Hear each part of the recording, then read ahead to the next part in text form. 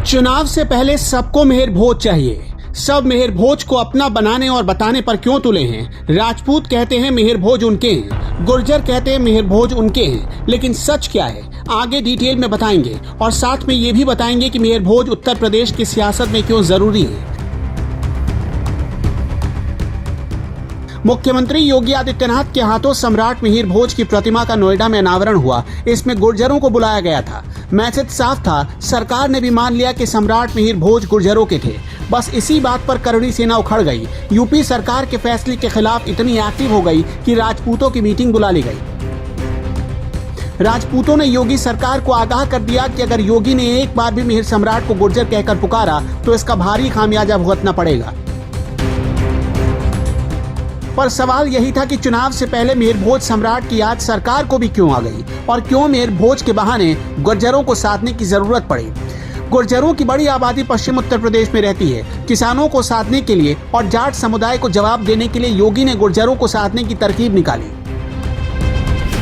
खुद ठाकुर होकर भी ठाकुरों के खिलाफ चली चाल में योगी जी खुद ही फंस गए। राजपूतों का दावा है कि राजपूत राजा मेहर भोज को कोई दूसरी जाति में शामिल करना अपराध है। मेहर भोज के नाम से पहले गुर्जर लिखा गया तो राजपूत समाज नाराज हो जाएगा। मेहर भोज को गुर्जर बताना क्षत्रिय समाज का अपमान होगा। सम्राट मेहर भोज क्षत्रियों के प्रतिहार कुल से ताल्लुक रखते हैं। मेहर भोज के वंशज क्षत्रियों में बहुत ज्यादा तादाद में हैं। प्रतिहारों की रियासत नागौद और अलीपुरा जिसके राजा क्षत्रिय हैं।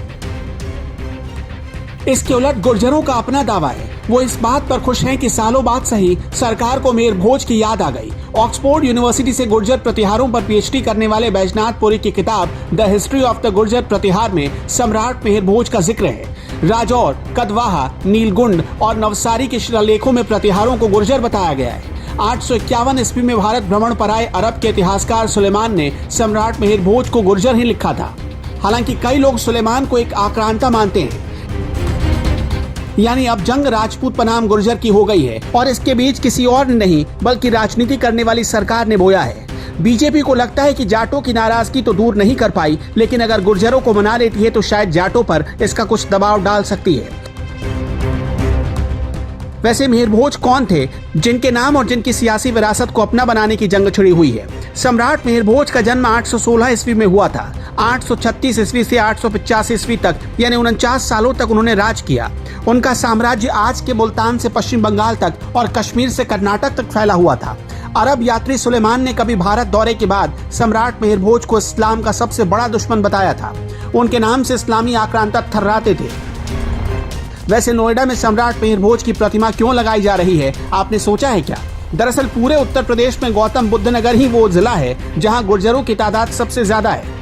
यहाँ करीब 3 लाख वोटर गुर्जर हैं। दूसरे नंबर पर है सहारनपुर जहाँ करीब 2.5 लाख वोटर गुर्जर हैं। मेरठ, हापुड़, अमरोहा में 1.5 लाख गुर्जर वोटर हैं। मुजफ्फरनगर में 1 लाख गुर्जर वोटर हैं। सिर्फ वेस्ट यूपी में गुर्जर वोटर की तादाद करीब 14 लाख है। यानी सरकारों का तख्ता पलटने का दम गुर्जरों के हाथ में भी है। इसलिए किसी भी सरकार के लिए इनकी अनदेखी आसान नहीं। और 14 लाख वोटरों को साधने का सबसे अच्छा जरिया है सम्राट मिहिर भोज। अस्तित्व न्यूज के लिए निखिल बंसल की रिपोर्ट।